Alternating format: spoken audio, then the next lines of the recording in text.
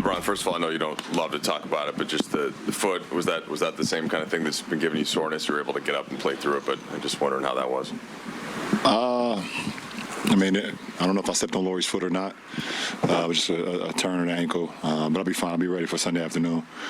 And we move forward. But happy birthday, by the way. Yeah, 21? Oh. I didn't bring the Lobos with me tonight. I apologize. I haven't drank all week, so next time we have one, we take a shot. Appreciate it. Deal. It's probably the first game that you guys haven't had that kind of early defensive energy. When you notice that that's happening, is it difficult to change that within the context of one night? It is. I mean, especially when you hang your hats on the defensive end. I mean, there's going to be some. We don't never want it to happen, but there's some games throughout the course of 82 season game where you. Obviously, you just don't have it defensively, and we didn't have it, for 48 minutes. We had it in spurts, but we know in order for us to win, we got to defend. And tonight I think we had a 50, 40, 90 offensive night, and we still lost. So that's why I was talking earlier in the season about it's not about the offense. We have to defend, and obviously we got to make shots, but if we defend, we're going to give ourselves a better chance to win. And tonight, even though when we cut the lead down to 2, we made that good push. We was always playing uphill, But give credit to Utah. That was a very well orchestrated team. They got a lot of very just solid, good, cerebral IQ basketball players on the floor, and they got a lot of them. LeBron, Darvin was talking about this team beforehand, sort of comparing it to sort of in makeup his Atlanta teams that didn't really have like one leading guy. Is it hard for the defense to kind of key in on what you have to do when there is, not a headliner, so to speak, or a head of the snake? No, I think if you go into the game thinking that way, then you will definitely get burned. We know what they're capable of doing. We know Mike Conley can catch fire. Obviously, we know JC has been a burner since he came into this league. Laurie has been playing great basketball this year. Played great basketball in Chicago and in Cleveland as well. Kelly O can play good basketball. Had a game winner in New Orleans earlier in the season. Colin was on the verge of being an all-star in the Eastern Conference at one point before the injury, and so on and so on. They just keep bringing in more and more talent. So you respect guys that no matter who's out on the floor, no matter what their resume speaks for itself. But when you're an NBA player, you gotta be ready for everything. And tonight they gave us everything, and they made some. They was knocking down shots. They was moving the ball, sharing the ball. They was playing with speed, playing with pace. Kind of was on our heels throughout the 48-minute game. Dan. LeBron, sort of. This relates to what I'm going to ask you. Virally, I guess, how are you feeling right now? I know you said I think you've basically been in bed since Sunday. Have you been able to turn any corners on that front? Felt a little bit better today than I did on Wednesday. And hopefully, if I continue to improve over the last 48 hours, going forward, or probably less than that, obviously, because it was 12:30 start on Sunday. But if I can improve over the next 36 hours, then I feel a lot much better too. I feel like my color is coming back. I feel more like pale and just not have much energy at all. Not quite to 100%, but definitely almost there. You feel? I'm sure that shows up in a lot of different ways on the court. I think you've missed your last 13 threes, last 2 games. Are you feeling it in your legs? Yeah, I think from the moment that I just haven't had my rhythm. I lost my rhythm, when I kind of hate this bug. Not only the threes, a couple of the layups has been short around the rim.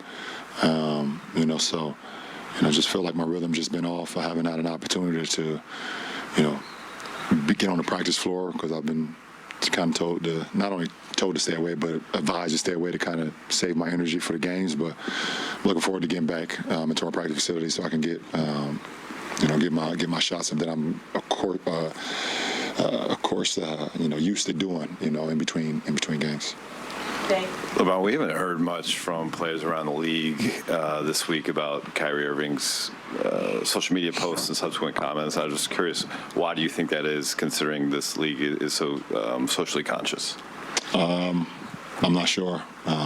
If you want to ask me a question, you can ask me. I can't speak for 449 players. Sure. Certainly your position, you've been in the position in the past to speak for, for the league. I can tell you this. It's simple. Me personally, I don't condone any hate to any kind, to any race, to Jewish communities, to black communities, to Asian communities. You guys know where I stand, and it's part of the reason why I didn't air the Shop episode, why we kicked that, out of the archives, because it was hate conversation going on there, and I don't represent that.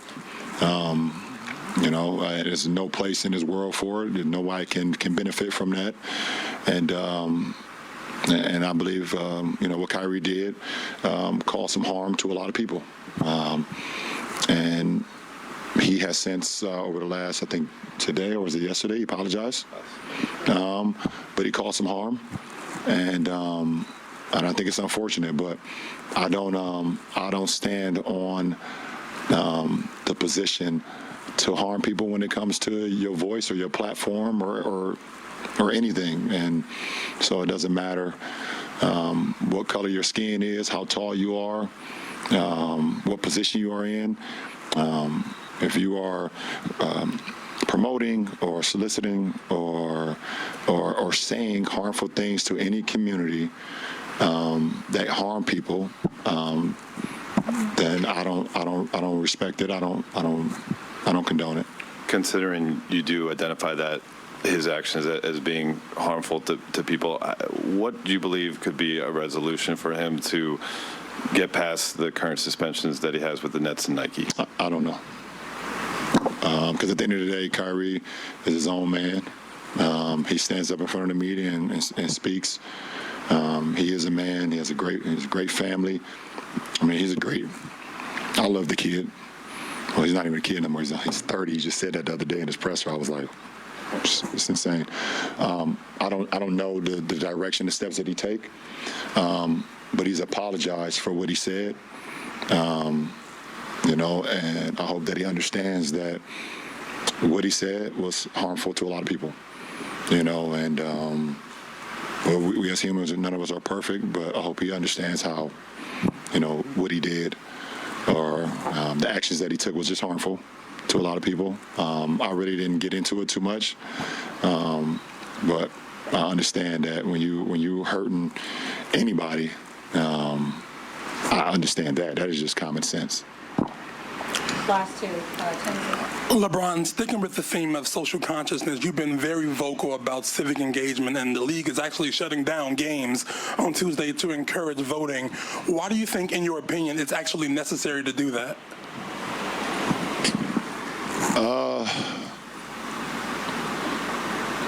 I think from the black community, and obviously our league is predominantly black athletes, black players, black men.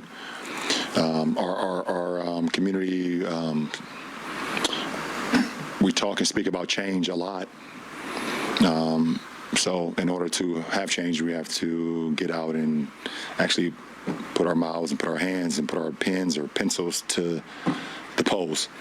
And it can start in your community, and then it starts in the city, and then out to the state, and then all the way, out the country. We have an opportunity to be able to say that you've done your due diligence to try to help create change in your community. And we've been oppressed for so long. Obviously, I had the More Than a Vote initiative when we was in the bubble. I was very active with that, and our so many musicians and athletes and leaders was able to come on board with us. But we've been oppressed for so long. They've told us we couldn't vote.